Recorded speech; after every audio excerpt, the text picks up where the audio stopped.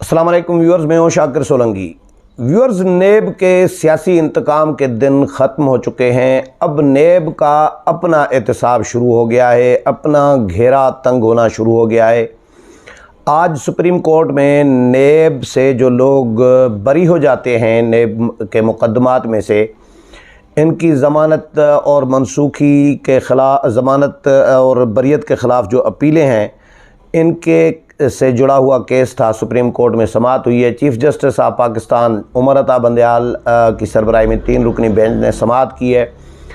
एक समाअत के हवाले से बताऊंगा कि नेब से पूछा गया है सुप्रीम कोर्ट की जानिब से भी कि हिसाब किताब दें, बताएं कि कितने मुल्ज़मान बरी हो गए हैं अदालतों से। जो नेब केस साबित नहीं कर पा रहा, लोगों को उठाकर जेल में डाला जाता है, ये चीफ़ जस्टिस ने रिमार्क्स दिए हैं।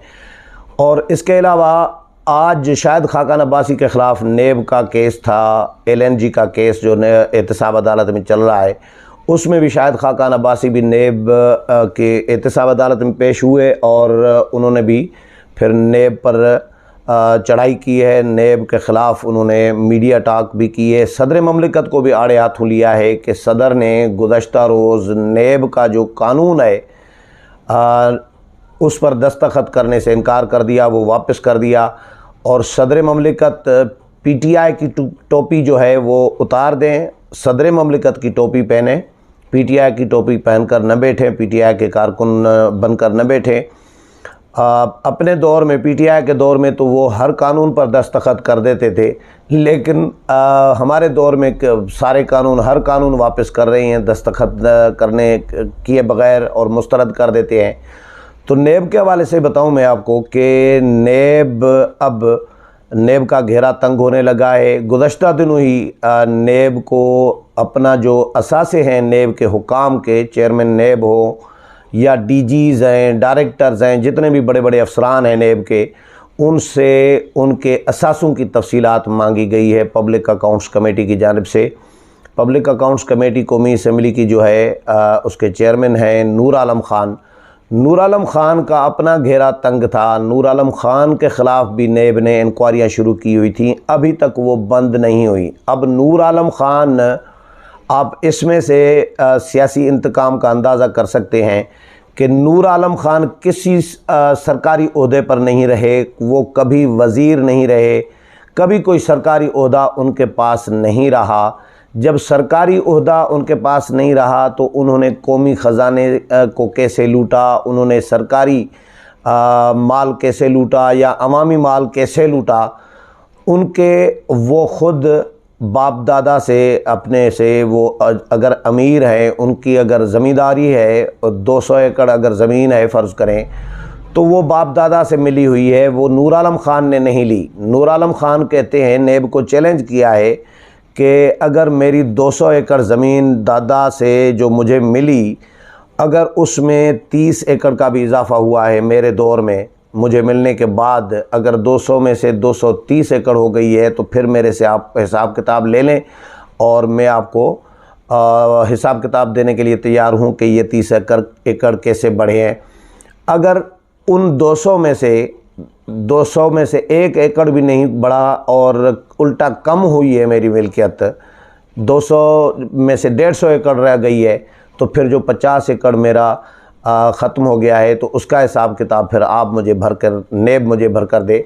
तो इस तरह उन्होंने चैलेंज किया है। उन्होंने नेब को और नेब को कहा है कि आप कोई ऊपर से उतर कर नहीं आए, आप कोई फ़रिश्ते नहीं हैं, आप इंसान हैं, पाकिस्तानी हैं और कानून से बालातर नहीं है, आइन से बालातर आप भी नहीं हैं। आप दूसरों का एहतसाब कर रही हैं, किसी को भी, आप बड़े बड़े आदमी को, सदर ममलिकत हो, वज़ीर आज़म हो साबिक़, उनको आप पगड़ियाँ उछाल रहे होते हैं, उनको जलील कर रहे होते हैं, तज़लील कर रहे होते हैं एहतसाब के नाम पर, और साबित भी कुछ नहीं कर पाते। आपकी एहतसाब अदालतों से लोग रिहा हो जाते हैं, तो फिर आप मुकदमात बनाते क्यों हैं जब सबूत नहीं होता?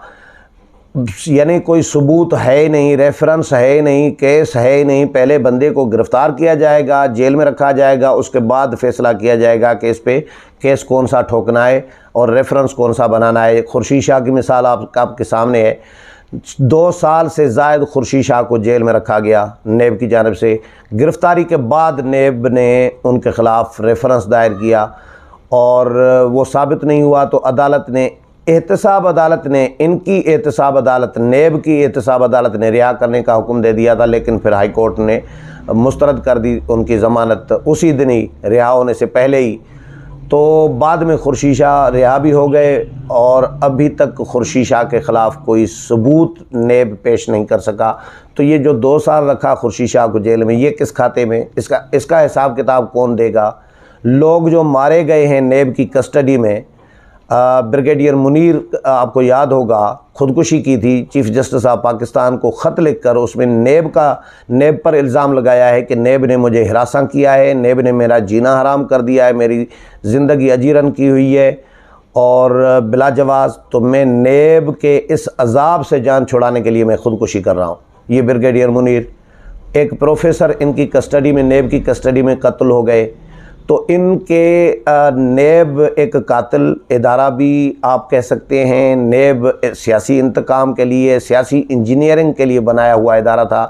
تو بہرحال اس پر آج شاہد خاقان عباسی نے نیب کو آڑے ہاتھوں لیا ہے اور انہوں نے کہا ہے کہ بھئی آج پھر میں LNG کیس میں احتساب عدالت میں پیش ہوا ہوں، اور انہوں نے حاضری لگائی، پھر جج نے ان کو اجازت دے دی، پھر ان کے وکیل آئے۔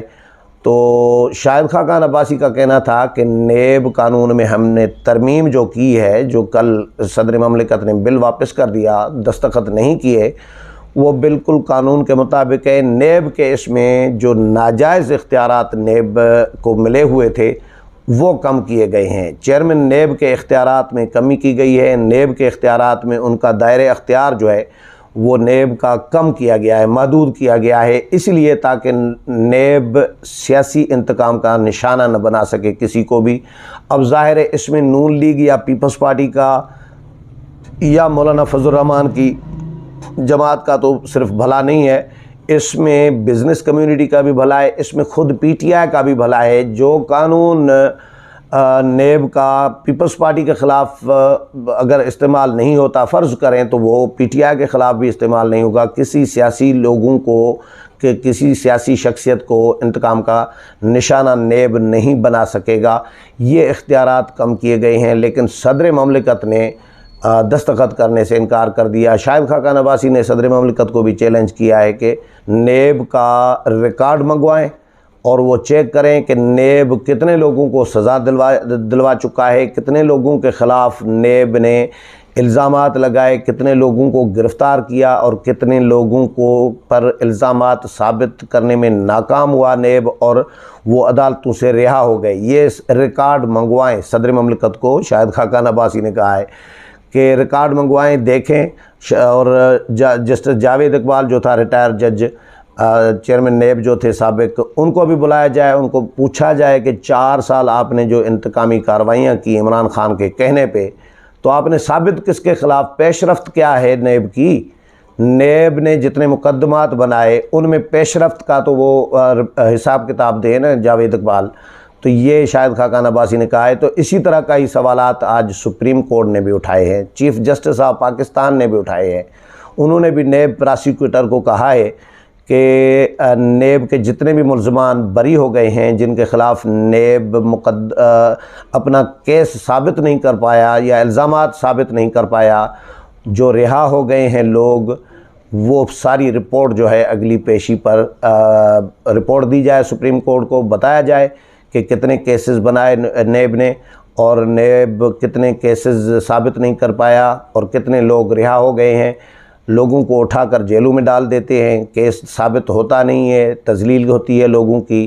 تو نیب کا اب ہر طرف سے گھیرا تنگ ہونے لگا ہے۔ سپریم کورٹ بھی جاگ اٹھی ہے، جو نظر آ رہا ہے، کیس بھی ثابت نہیں ہو رہے، قانون میں بھی تبدیلی ہو گئی، ترمیم ہو گئی، اختیارات بھی کم ہو گئے۔ نیب حکام کو خود کو اپنے اثاثے ڈکلیئر کرنے کے لیے کہا گیا ہے کہ اثاثے شو کرو، باپ دادا سے، اپنا صرف نہیں، اپنی بیگمات کا بھی، اپنے بیٹوں کا بھی، بیٹیوں کا بھی، اپنے ماں باپ کے بھی، تو پورے خاندان کے، دادا کے بھی दादा से लेके अभी तक जो मिल्कियतें इन्होंने बनाई हैं, नेब हुकाम के तेवर तो उड़े हुए थे, उनके बिल्कुल तोते उड़े हुए थे, बिल्कुल तेवर नहीं बल्कि तोते उड़े हुए थे। डीजी जो कराची है, डीजी सिंध जो है नेब के, वो मुश्तइल भी हो गए, वो बिल्कुल कांप रहे थे जिस वक़्त नूर आलम खान ने, पीएसी के चेयरमैन ने, ये अहकामात जारी किए कि अगले महीने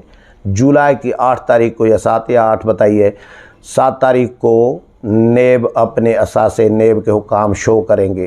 तो देखते हैं नेब के हुकाम पब्लिक अकाउंट्स कमेटी में अपने क्या रिपोर्ट देते हैं। लेकिन बहरहाल नेब के इख्तियारात भी कम हो गए हैं, नेब का घेरा भी तंग हो रहा है और नेब का एहतसाब भी शुरू होने वाला है।